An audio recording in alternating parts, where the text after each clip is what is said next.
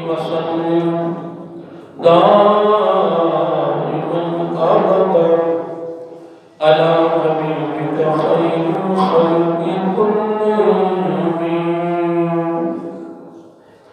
نهاية وقت الكلام محترم مکرم معزز سامعین اور عزیزان گرامی قدر، اللہ تعالیٰ کی حمد و ثنا اور حضور کریم صلی اللہ علیہ وآلہ وسلم کی بارگاہ عالیہ مقدس میں نذرانہ درود و سلام اللہ تعالیٰ کا بہت بڑا کرم ہے اور اس کو بہت بڑا فضل، اس کی مہربانی ہے کہ اس نے ہم سب کو اپنے پیارے محبوب صلی اللہ علیہ وسلم کی امت اندر پیدا فرمایا. اور اللہ تعالیٰ کا یہ بھی حد شکر ہے کہ اس نے اپنی توفیق اور اپنے محبوب صلی اللہ علیہ وسلم کے توسط سے ایمان جیسی عظیم الشان نعمت سے مالامال فرمایا. اللہ تعالیٰ کی بارگاہ میں دعا ہے کہ اللہ تعالیٰ ہم سب کو اپنے محبوب صلی اللہ علیہ وسلم کے نلین پاک کے مصدق سے ایمان میں زندہ رکھیں اور ایمان پر ہی موت عطا فرمائیں، اور آخری سانس تک اللہ تعالیٰ ہمیں غیروں کی موتادی سے بچا کر اپنی موتاد رکھیں. یہ دعا کرتے رہا کریں، اپنے دوست احباب کو یاد کرتے رہا کریں.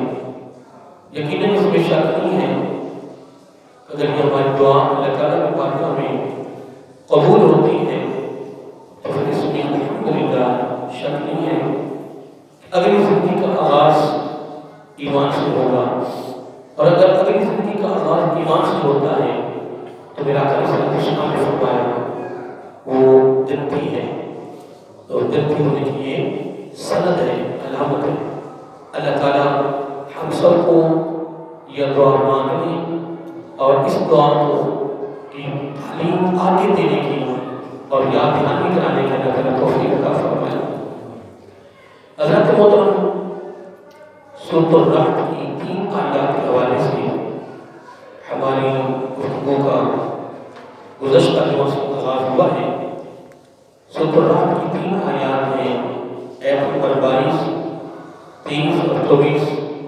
اس کے حوالے سے الحمدللہ ہم نے اپنی گفتگو کا آغاز کیا ہے، اور اس موضوع کا جو نام ہے وہ ہے فقر و تندرستی. یہ موضوع کا نام ہے. اب اس کے 2 جز ہیں کہ فقراء، مساکین اور کمزوروں کی فضیلت کیا ہے، اور پھر اس کا اگلا حصہ یہ ہے کہ ہمیں جو حکم ہے وہ یہ ہے کہ ہم نے ان کے ساتھ اپنی پوری زندگی میں میل ملاپ رکھنا ہے.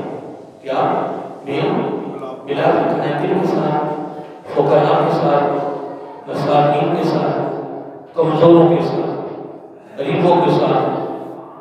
لیکن ثانیہ یہ ہے کہ جس کے پاس بھی دولت ہوتی ہے، امیر ہوتا ہے، ہر بندہ اس کا دوست ہوتا ہے، اس کی تعریف کرتا ہے، اس کی عزت کرتا ہے، اس کا آگے پیچھے ہو رہا ہے.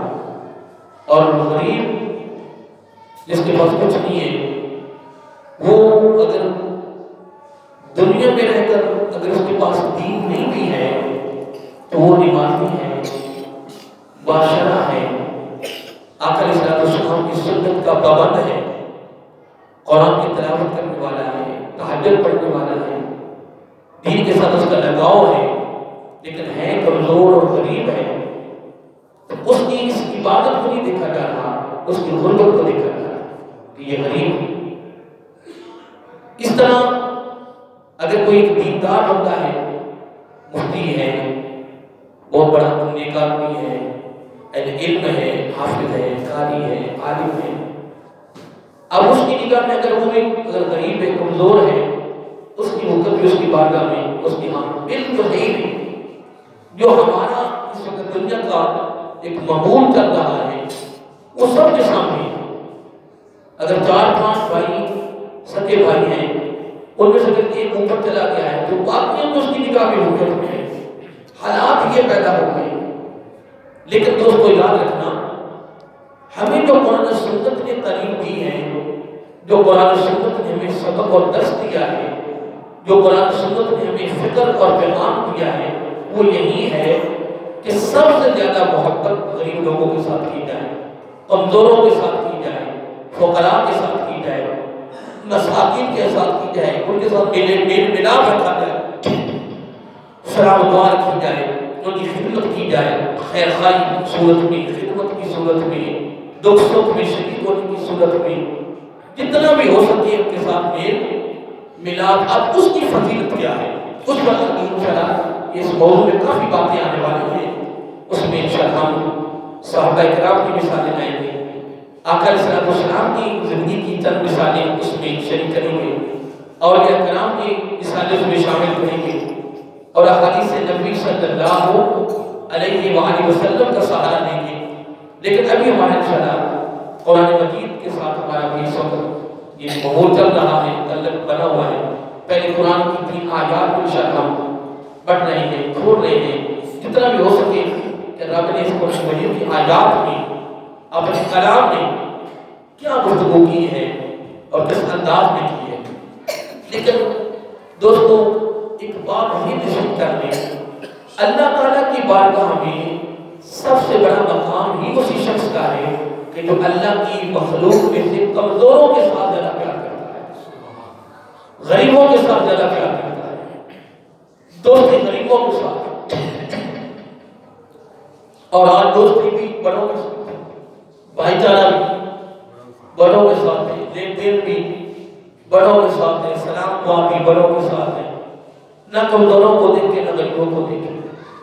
اب بڑا آدمی تو منگنی پر اور دن مقرر کرنے پہ نہ پر عزت کر رہا ہے، تو غریب کیا کرے؟ نہیں، وہ لوگوں کے دروازوں کو تکے کیا کرے؟ اور ہمارے اندر بھی یہ سانے ہے نا کہ ہم بھی اپنی حد سے تجاوز کر جاتے ہیں، صرف اپنی شو بازی کے لیے کہ میرا کوئی نام بن جائے، کچھ نہیں بن گیا، کچھ بھی نہیں بن گیا۔ ایک ایسے شخص نے میرے پاس آیا تھا، لیکن ہم نے اپنے والد صاحب کا پروگرام کرنا ہے، ختم دلوانا ہے، صرف آپ نے آنا ہے۔ میں گیا اور وہاں صرف وہ 2-3 بھائی ہیں، ان کی واقعات وہ ان کے پھپھر کا بس سالانہ ختم شریف ہے۔ یہ بھی نہیں ہے کہ کوئی دو ہیں، اگر کرنا چاہے تو وسیع کر سکتے ہیں، لیکن گھر کے اندر انہوں نے چھوٹا سا پروگرام رکھا۔ خدا کی قسم مجھے بڑا پسند ہے،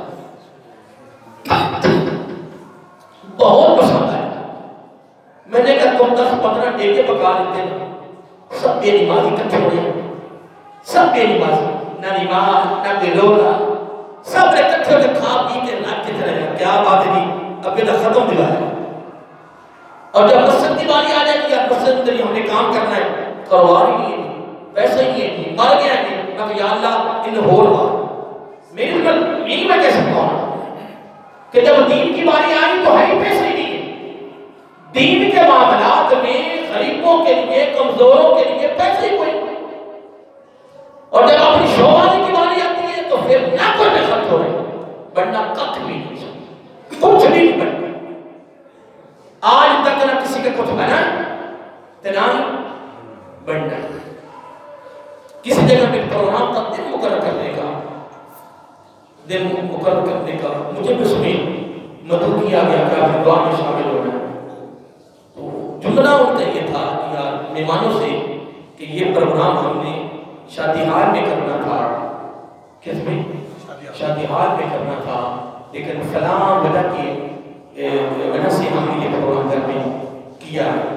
میں سن رہا تھا، میں نے کہا اتنا وسیع پروگرام گھر میں کیا ہے تو یہ بھی شادی ہال میں دن مقرر کرتے، 1 یا 2 آدمی آ جائے تو دن مقرر ہو جاتے ہیں، 50 آدمی دن مقرر کرنے آ رہے ہیں، بدبختی نہیں یہ بات نصیبی نہیں ہماری.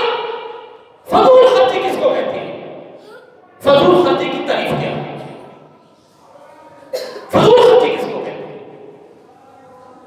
جب حضور نبی کریم علیہ السلام کی ولادت باسعادت ہوئی نا، تو شیطان کے چیلے دوڑ کے آئے شیطان کے پاس اور آ کر پتہ کیا کہتے ہیں؟ کہتے ہیں ہمارے سردار، بات اس طرح کہ ایک ایسے نبی کی پیدائش ہوئی ہے جس کی امت بڑی وسیع ہے. کیا امت بڑی وسیع ہے، بہت وسیع ہے. اور آپ نے سنا بھی ہے کہ قیامت کو 120 صفحے بنے گے. کتنی؟ 40 صفحے باقی نبیوں کی امت کی ہوگی، سارے نبیوں کی، اور 80 صفحے فقط آقا علیہ السلام کی امت کی ہوگی. تو آپ خود اندازہ لگا لیں کتنی وسیع ہوگی.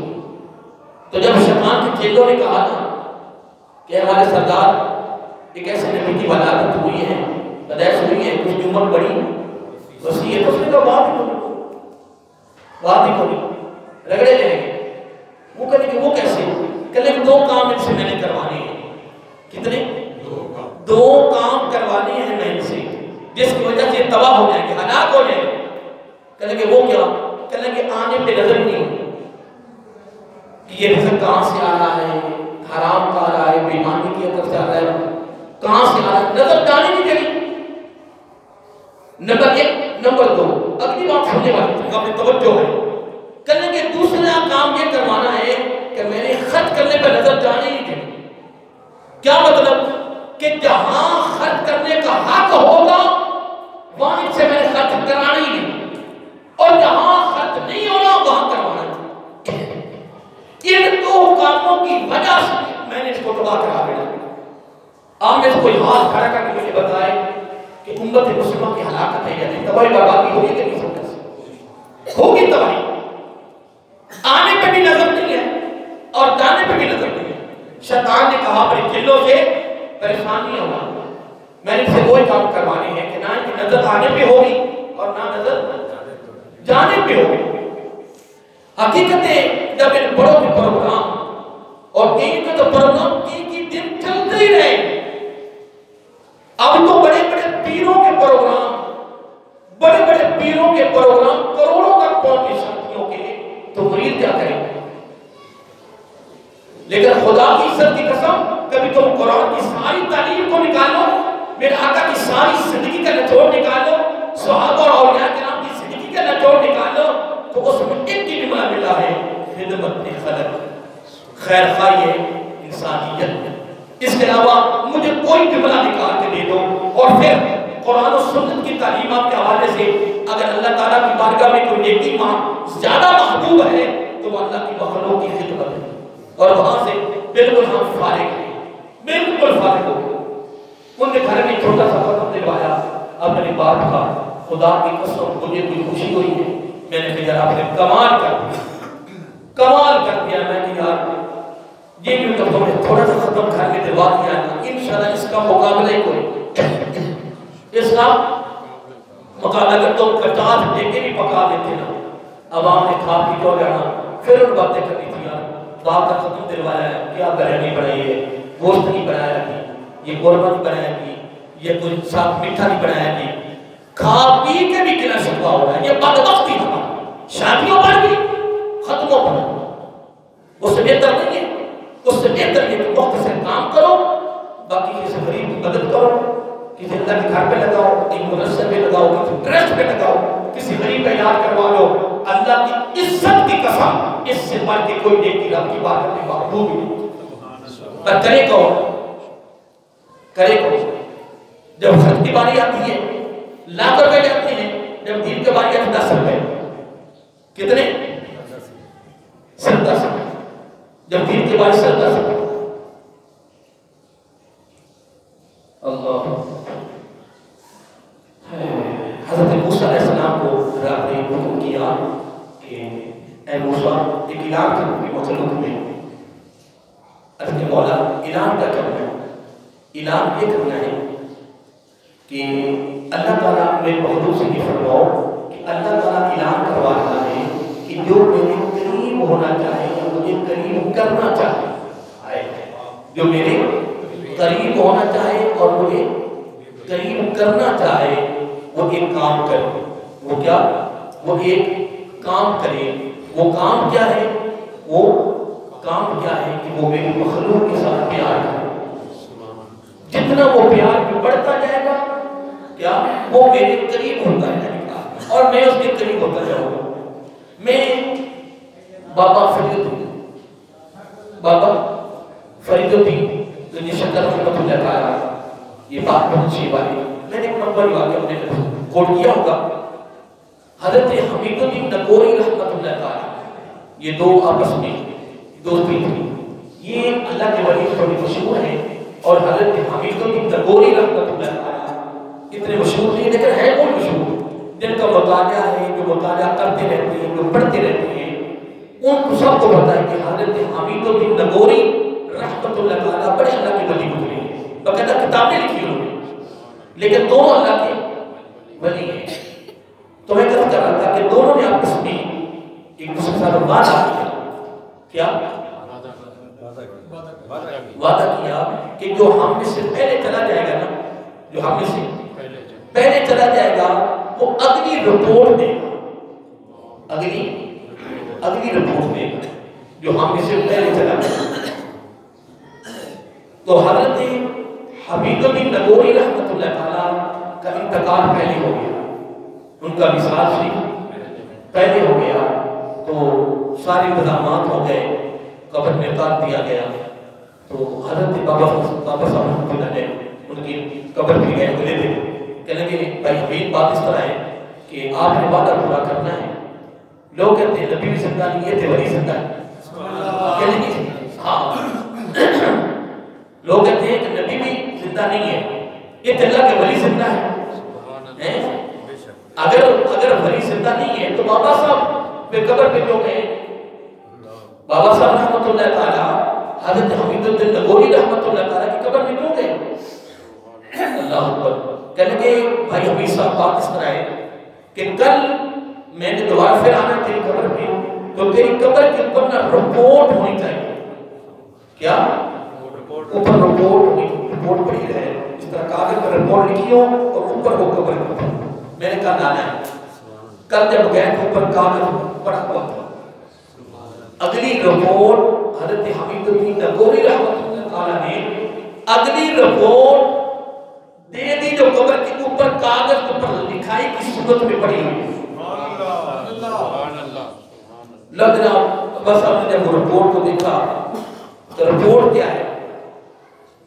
رپورٹ یہ ہے کہ میرے بھائی فرید رحمۃ اللہ تعالیٰ نمازوں کے بارے میں پوچھ ہو رہی ہے, روزوں کے بارے میں پوچھ ہو رہی ہے, حلال حرام کے بارے میں پوچھ ہو رہی ہے, پر درجے نہیں مل رہے. پوچھ ہو رہی وہاں اور پوچھ ہونی بھی ہے.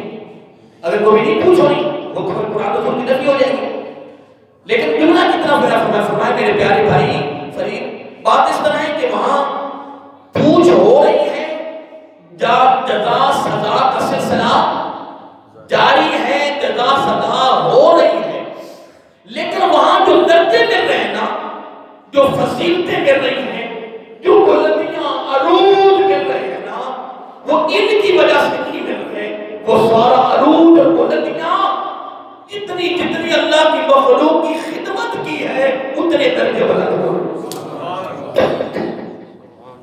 اندازہ لگائیں یہ فقط واقعہ نہیں ہے کہ یہ حضرت حمید الدین نگوری رحمۃ اللہ تعالیٰ نے فقط ایک واقعہ دے دیا ہے.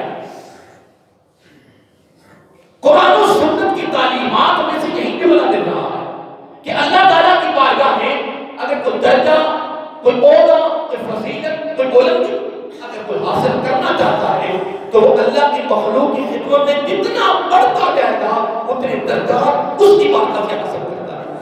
سبحان اللہ. تو قرآن کا فیصلہ کیا ہے کہ والذین صبروا ابتغاء وجہ ربہم, یہ ان کی پہلی صفت بیان کی رب نے. آیت نمبر 22 میں پہلی صفت بیان کی ہے کہ تنگی آ جائے, آسانی آ جائے, رزق کم ہو جائے, مصیبت آ جائے, پریشانی آ جائے, جس حال سے وہ گزر رہا ہے میں اسے گزار رہا ہوں, لیکن ان کا ایک کام ہے انہوں نے صبر کا دامن نہیں چھوڑا. تیرے پاس تو کوئی شاید تھوڑی سی کمی آ جائے تو اللہ کا شکوہ شروع کر دینا. جب پوچھو بس دباؤ بربادی ہو گئی. لیکن نہیں, میں نے 3 مرتبہ یہ بات کی ہے, 3 مرتبہ بات کی ہے کہ جتنے رزق کے وظائف ہیں نا, کیا یہ باتیں یاد رکھا کریں, بتایا کریں لوگوں کو. رزق کی فراوانی کے لیے, رزق کی فراخی کے لیے, کھلا رزق ملنے کے لیے جو ذریعہ ہے, جو راستہ ہے, وہ ایک ہی ہے جو رب نے قرآن میں بیان کیا. اس قرآن میں جو وظیفہ رب نے بیان کیا ہے, اس سے بڑھ کے کوئی وظیفہ نہیں ہے. میں اقتباس فیصلہ کرے کہ جو وظیفہ رب نے بیان کیا وہ کمال نہیں. تو اگر وہ کوئی کرے کبھی آئے گی, بولو کبھی کبھی نہیں آئے گی. اب تو یہ میں نہیں کہا کہ تو کسی پیر کے پاس نہ جا, کسی اہل علم کے پاس نہ جا, وظیفہ لاؤ. کتنے لینا چاہتے ہیں اس میں تو نے بتایا کہ تسبیح کرنی ہے, اتنے نفل پڑھنے ہیں, اتنے چلے کرنے ہیں, رات کو پڑھنا ہے, دن کو پڑھنا ہے, رات کو کھڑے ہو کے سر ننگے پڑھنا ہے, ایک لات کھڑی کر کے لات تھلے کر کے پڑھنا ہے, پانی میں کھڑے ہو کے پڑھنا ہے. پتہ نہیں کیا کیا وظائف ہے. رب نے فرمایا کوئی تنگی نہیں میرے بندے تیرے لیے, کوئی پریشانی نہیں, کوئی رات کی قید نہیں, نہ کوئی دل کی قید ہے, نہ سر ننگے کی قید ہے, نہ ٹانگ کھڑے کرنے کی قید ہے. مولا پھر کرنا کیا ہے؟ فرمایا بس ایک کام کرنا ہے. ہر جام میں, ہر لمحہ, ہر گھڑی, ہر سال جس طرح بھی تیرا وقت گزر رہا ہے, اور تم نے کام کرنا ہے. 12 مہینے 24 گھنٹے ایک ہی کام کرنا. کیا؟ الحمدللہ. بس الحمدللہ. تو نے بس الحمدللہ کو چھوڑنا نہیں. لیکن شکرتم, میرا کام ہے لازیدنکم. یار مجھے یہ بتاؤ, جمعہ پڑھنے والوں, میرے دوستوں, میرے بزرگوں, خدا کی عزت کی قسم بتاؤ لوگوں کو بتاؤ, اس سے بڑا کوئی عزت کا وظیفہ نہیں ہے. وزنی, بھاری, اعلیٰ اور مسند وظیفہ نہیں ہے جو رب نے خود قرآن میں بیان کیا ہے, 13ویں بار بیان کیا ہے. رب فرماتا ہے لئن شکرتم لازیدنکم. تو جس حال سے گزر رہا ہے نا, جب بھی تیرے پاس کچھ بھی نہ رہے, کھانے کو لقمہ بھی نہ ملے, جب بھی کوئی پوچھے تو نے کہا الحمدللہ. رب سے اتنا کرم ہے تو اس نے مجھے ایمان کی دولت عطا کی. کیا ایمان کی دولت سے بڑھ کے بھی کوئی بات ہو سکتی ہے؟ اور میں نے یہ 3 مرتبہ جملہ کہا ہے کہ ساری دنیا کے غیر مسلم ایک طرف ہو جائے, پوری دنیا کے غیر مسلم ایک طرف ہو جائے, اور پوری امت مسلمہ میں سے جو سب سے غریب ہے, جو سب سے غریب ہے, وہ پوری دنیا کے غیر مسلموں سے امیر ہے. وہ سپر طاقت ہے. تو یہاں سپر طاقت پتہ نہیں کس کو بنا دیا ہے. اللہ کی عزت کی قسم, ہمارے نزدیک کوئی سپر طاقت نہیں ہے. سپر طاقت فقط خالق کائنات کی ہے. اے مسلمان, اللہ کا شکر ادا کر. تیرے پاس ایمان ہے, تیرے پاس قرآن ہے, تیرے پاس نبی ہے, تیرے پاس توحید ہے, تیرے پاس رسالت ہے, تیرے پاس نمازیں ہیں, تیرے پاس رب کی بارگاہ میں جھکنا ہے. یا مجھے بتا, اس سے ہاں تو کچھ بھی نہ کر, وہ جزا سزا کا سلسلہ ہے, وہ ہونا, وہ ہو کر رہے گا. کچھ بھی نہ کر. لیکن اگر تو مسلمان ہے, تیرے پاس ایمان کی دولت ہے, تو سب سے بڑا بھی عالم کائنات میں کوئی امیر آدمی ہو سکتا ہے. تو بتا تو صحیح. لیکن یاد رکھنا, اللہ تعالیٰ کا عظیم فیصلہ ہے, والذین صبروا ابتغاء وجہ ربہم. اللہ تعالیٰ نے کیسے ان کی صفت بیان کی ہے کہ وہ صبر کر رہے ہیں. یار ہمارے پاس تھوڑی تنگی آ جائے تو ہم صبر کا دامن کیوں چھوڑتے ہیں؟ جناب صبر کا دامن چھوڑ کے بیٹھے تیرا کا دلا شکوا, رب کا دلا شکوا کیوں کر دیتے ہیں؟ نہیں محترم, آئیے, اللہ تعالیٰ کی خدمت سے بڑھ کے کوئی بھی نیکی نہیں ہے. دیکھیں میں خاص جملہ کو دینا چاہتا ہوں. جب امیر مومنین حضرت ابوبکر صدیق رضی اللہ تعالیٰ عنہ وقت کے خلیفہ مقرر ہوئے, یہ ایک یہ میرا موضوع شروع ہے نا, یہ فقر و تندرستی کا موضوع ہے. پھر اس کے 2 جز میں جا کے رکھے ہیں کہ فقراء, مساکین اور کمزوروں کی فضیلت کیا ہے, ان کے فضائل کیا ہیں. پھر نمبر اس کے اور جز میں بھی رکھا ہے, وہ یہ ہے کہ ان کے ساتھ ہم نے میل ملاپ رکھنا ہے. کن کے ساتھ؟ فقراء کے ساتھ, کمزوروں کے ساتھ, مساکین کے ساتھ, غریبوں کے ساتھ میل ملاپ رکھنا ہے. دوستی رکھنی ہے, سلام دعا رکھنی ہے. یہ نہیں ہے, یہ اصل میں کیا کریں, وہ جس طرح امیر المومنین حضرت علی مرتضی حیدر قرار باب مدینۃ العلم رضی اللہ تعالی عنہ جو جملہ کہنا خدا قسم وہ گھومتا ہی رہتا ہے، دل اور دماغ میں نا چلتا ہی رہتا ہے، گھومتا ہی رہتا ہے کہ وہ کہتے ہیں کہ پیارے علی رضی اللہ عنہ پیسہ آ گیا، عزت آ گئی، دولت آ گئی، وقار آ گیا، پیسہ آ گیا، مقام مل گیا، پیسہ آ گیا، سارے تیرے قریبی ہو گئے، تو پیارے علی نے کمال ہی کر دیا رضی اللہ تعالیٰ عنہ نے، میرے علی نے خدا کی قسم رضی اللہ تعالیٰ نے سمندر نہیں بہا دیا۔ فرمایا تم کہتے ہو پیسہ آنے کے بعد عزت ملتی ہے، فرمایا پیسہ آنے کے بعد تو اس کا نقاب اڑ جاتا ہے، پہلے نقاب میں تھا، پہلے پردے میں تھا، پہلے پوشیدہ تھا، جب پیسہ آیا ہے اب اس کا نقاب بے پردہ ہو گیا ہے۔ لوگوں نے پوچھا کہ کیا مطلب؟ فرمایا پیسہ آنے کے بعد، دولت کے آنے کے بعد، طاقت آنے کے بعد، قوت آنے کے بعد آپ بھی اس کا پتہ چلنا ہے کہ کس نگاہ سے اللہ کی مخلوق دیکھتا ہے، رشتہ داروں کو کس نگاہ سے دیکھتا ہے، اپنے بھائیوں کو کس نگاہ سے دیکھتا ہے، اور محلے داروں کو کس نگاہ سے دیکھتا ہے، اللہ کی مخلوق کو کس نگاہ سے دیکھتا ہے۔ خدا کی عزت کی قسم تو جتنی پرواز پر چلا جا، وہاں جا کر بھی اگر اللہ کی مخلوق کے جو غریب لوگ ہیں، کمزور ہیں، فقراء ہیں، مساکین ہیں، چہرے پہ مسکراہٹ ہو، دل میں نرمی ہو، خیر خواہی ہو، خدمت ہو، پیار ہو، شانہ بشانہ چلے، تو سب میں اس کے شریک ہو، اللہ کی عزت کی قسم وہاں کو بڑے بڑے عبادت کرنے والے نہیں پہنچتے کہ جہاں تو پہنچ گئے گا، وہاں جہاں تو نے پہنچنے وہاں بڑے بڑے عبادت کرنے والے رہ گئے ہیں۔ محترم عبادت کرنے والے حدیث پاک کے لفظ ہیں، حضرت ابو امامہ شریف رضی اللہ تعالیٰ اس کے راوی ہیں، بلکہ حضرت انس بن مالک رضی اللہ اس کے راوی ہیں۔ آقا صلی اللہ علیہ وسلم نے فرمایا میری امت میں کچھ لوگ، توجہ طلب کی بات ہے، میری امت میں کیا؟ میری امت میں کچھ لوگ ضعیف کمزور ہیں عمل کی وجہ سے، عمل کی وجہ سے نا، عمل کی وجہ سے ضعیف ہیں، کمزور ہیں، ان کے اعمال ضعیف ہیں، کمزور ہیں، لیکن اس کی بارگاہ میں اعلیٰ سے اعلیٰ درجے پہ جاتے ہیں، جنت میں بڑا بڑا درجہ پائیں گے، بڑا بڑا مقام پائیں گے۔ یہ حدیث میں کیا اس کا مفہوم، حدیث میں عربی میں نہیں کیا کر رہا، اس کا مفہوم پیش کر رہا ہوں۔ حضرت انس بن مالک رضی اللہ کے راوی ہیں، بڑے مشہور صحابی ہیں۔ آقا صلی اللہ علیہ وسلم نے فرمایا میری امت میں سے اعمال کی وجہ سے کمزور ہوں گے، ضعیف ہوں گے، کیا بول جانے گا، ضعیف ہوں گے اور کمزور، کس کی وجہ سے؟ اعمال کی وجہ سے، لیکن اس کی بارگاہ میں قیامت کو بڑے بڑے درجے پائیں گے اور بڑے بڑے عہدے پہ جانے ہوں گے، رب قیامت کو بڑا بڑا پروٹوکول دے رہا ہوگا۔ اللہ یا رسول اللہ صلی اللہ علیہ وسلم وہ کس وجہ سے؟ تو میرا آقا صلی اللہ علیہ وسلم نے فرمایا وہ اللہ کی مخلوق کی خدمت کی وجہ سے، کمزوروں کے ساتھ پیار کی وجہ سے، غریبوں کے ساتھ پیار کی وجہ سے۔ اور بدبختی نہیں تیری کہ تو خود بھی امیر ہو تو اللہ کے امیروں سے رہے، غریبوں کو تو پوچھے بھی نہیں محترم، یہ معاملہ قیامت کو ہونے ہوگا، یہ قیامت کو ہوگا۔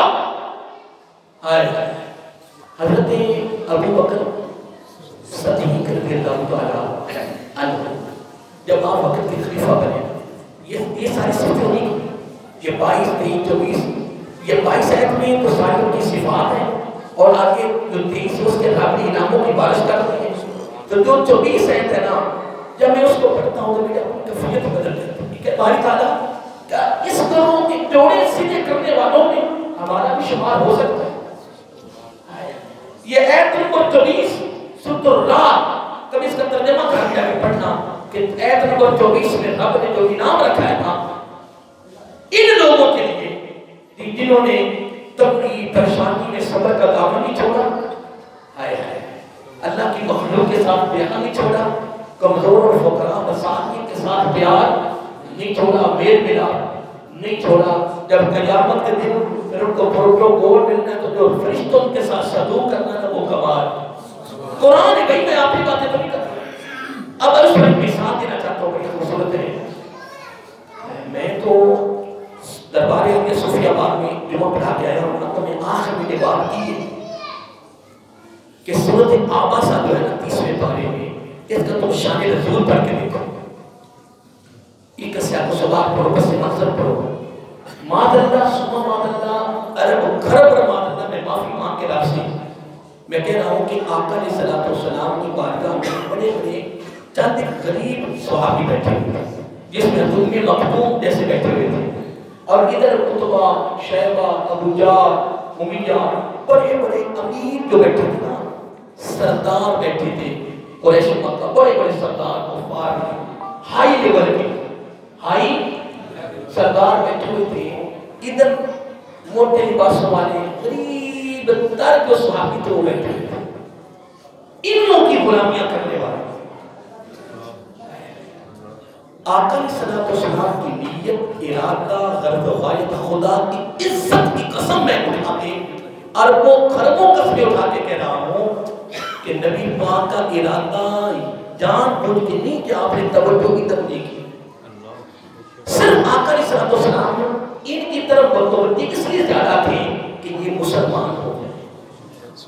نیت ارادہ میری بات پہ غور کرنا، میرے آقا علیہ الصلوۃ والسلام کی جو نیت جو ارادہ تھا نا کہ چلو یہ صحابی بیٹھے ہوئے ہیں، مسلمان ہیں، یہ مسلمان ہیں، کلمہ میں پڑھا ہوا یہ تو میرے ہیں، یہ تو میرے جو پکے ہیں، تو جو سرکار کے دور میں کلمہ پڑھ کے وہ پکے ہو گئے، ڈٹ گئے، جم گئے، خدا کی قسم تن من دھن قربان کر دیے ہو گئے، وہ تو میرا آقا سمجھ کے میرے ہی ہیں۔ میرا آقا کی کوشش، میرا آقا کی خواہش، میرا آقا کی جو تمنا تھی نا وہ یہ تھی، اس لیے آپ ادھر متوجہ رہے، بڑے میں وہ گفتگو کرتے رہے کہ یہ سارے کیا ہو جائیں، بولیے یہ مسلمان ہو جائیں گے، سردار ہیں۔ تو میرا آقا علیہ السلام نے یہ سے فرمایا تم کہتے ہو ہماری سرداری ختم ہو جائے گی، میں کہتا ہوں تم کلمہ پڑھ کے دیکھو، اب تو سرداری مکے کا کہنا پھر پوری دنیا میں سرداری مشہور ہو، قیامت کی صبح تک تمہارے نام روشن ہو جائے، تم کلمہ تو پڑھو، ایمان میں داخل ہو کے تو دیکھو، تم ڈر رہے ہو تمہاری سرداری ختم ہو جائے گی، سردار میں رہوں گا، میں تمہارے اندر پیدا ہوا ہوں، کسی کا بھتیجا ہوں، کسی کا بھانجا ہوں، کسی کا پوتا لگتا ہوں، تم یہ سمجھ رہے ہو کوئی بات نہیں، میں کہہ رہا ہوں لو ہی آقا علیہ الصلوۃ والسلام نے اس نیت سے، اس ارادے سے ان کی طرف کیا توجہ رکھی، کیا رکھی؟ اللہ تعالیٰ کو یہ عذاب پسند ہے، حضور نبی کریم علیہ الصلوۃ والسلام کی میں نے ساری ڈیٹیل تمہارے سامنے نیت کی، ارادے کی ساری تفصیلیں بیان کر دی۔ آقا علیہ الصلوۃ والسلام کہ اس عمل پر بھی وہی آ گئی، وہی آ گئی، یہ قرآن ہے، قرآن و سنت کی تعلیمات کا جو نقص ہے وہ ہم تک کون بھیجے، کون بیان کرے؟ ہم نے تمہیں کرامتوں میں رکھا ہے، موضوع میں رکھا ہے، تمہیں ہائی لیول پہ رکھا ہے، بس ٹھیک ہے جی بخشے گئے، جنتی ہو گئے سارے، ہم نے کون اس میں رکھا ہے، تم خوش ہو، ہماری گفتگو اس لیے لوگوں کو پسند نہیں آ رہی کہ ہم قرآن و سنت کا نچوڑ پیش کرتے ہیں، ہم قرآن و سنت کا اصل سبق، اصل درس دیتے ہیں۔ سنو مجھے امام علی شاہ بابا امام کہنے لگا کہ آپ ڈھائی بجے جماعت کھڑی کرنا کہ یار میں سبق پہ فکس کر دیا، چل سبق پہ تکلیف ختم ہو جاتی ہے، اور کبھی وہ بندے کھٹ گئے نہیں، میں بابا امام کی دسنا کہ جب وہ حضرت علی رضی اللہ عنہ کوفہ تشریف لائے نا، کوفہ کیا اس وقت علم کے بڑے بڑے مراکز تھے، کس میں؟ کوفہ میں میری باتیں غور کرنا، بڑے بڑے مراکز تھے، اور بڑے بڑے خطیبوں کے پاس مسجدیں بھری ہوتی تھی، 3 خطیب ایسے تھے جن میں خواجہ حسن بصری بھی شامل ہیں، چند بندے بیٹھے ہوتے تھے، چند بندے، میں ان کو دیکھوں یا تعداد کو دیکھوں، مجھے کیا غرض ہے کہ میری مسجد بات کے اوپر تک بڑھ جائے، مجھے غرض تعداد سے نہیں ہے، مجھے غرض ان سے نہیں ہے کہ یہ میرے پاس جمعہ پڑھتا تھا چلا گیا، پھر تو آیا پھر چلا گیا، مجھے تو اپنے اس علاقے میں شاگردوں سے علاقہ میرا بڑا بڑا ہے، میں تو کبھی شاگردوں کی طرف توجہ نہیں کی کہ فلاں سے میرے پاس جمعہ پڑھتا ہے نہیں پڑھتا، میں نے آج تک کبھی کسی کو کہا ہی نہیں کہ یار تمہیں محلے دار ہے، تم میرے شاگرد جمعہ نہیں پڑھ، نہیں، مجھے غرض تیرے جمعہ پڑھنے سے نہیں ہے، لیکن الحمدللہ میرے دل کو تسلی ہے کہ میں قرآن و سنت کا پیغام دے رہا ہوں. سبحان اللہ. میرے لیے وہ پہلے آ جائے, میرے لیے وہ 2 سال پڑھتا ہے, میرے پیغام دینا ہے. اگر خواجہ حسن بصری ہائی لیول کے ولی ہو کر دل کے پاک میں فیض بن علی کے گھر کا تھا, چند بندے 3 خطیب ایسے تھے کوفہ میں, چند بندے واقع قباس مسجد بری ہوتی ہیں, تو حضرت علی رضی اللہ تعالیٰ نے جب خطاب سنے لوگوں کے, کسی کا خطاب پسند نہیں آیا, صرف خواجہ حسن بصری کا خطاب پسند آیا. دل کے پاس سارا فیض علی کے گھر کا تھا. پھر اندر لے گئے, کمرے میں بند کمرے میں لے گئے حضرت علی رضی اللہ تعالیٰ کو. فرمایا حسن بصری تیرا خطاب مجھے پسند آ گیا ہے, پر ایک سوال ہے علی کا, میں تمہیں تنہائی میں لے کے آیا ہوں, تو جواب بھی مختصر, لمبا لمبا میں جواب نہیں لینا, مختصر یہ بتاؤ. فرمایا دین کی بقا کس میں ہے, دین کی ہلاکت کس میں ہے. دین کی بقا کس میں ہے, دین کی ہلاکت کس میں ہے. پھر وہ بھی جو خواجہ حسن بصری تھے جن کے فیض بھی حضرت علی کے گھر کا ہو, پھر بڑے پیارے بولے, لیکن کہ پیارے علی رضی اللہ تعالیٰ عنہ, اگر اس کی رضا ہے تو پھر دین کی بقا ہے. اگر رضا کسی اور کی ہے, شوبادی ہے, سجاوٹ ہے, ریاکاری ہے, دکھلاوا ہے, تو پھر یہ ہلاکت ہے. جو رب کی رضا پر, تو رب نے کیا فرمایا, وَاسْبِرْ وَالَّذِينَ صَبَرُوا ابْتِغَاءَ وَجْهِ رَبِّهِمْ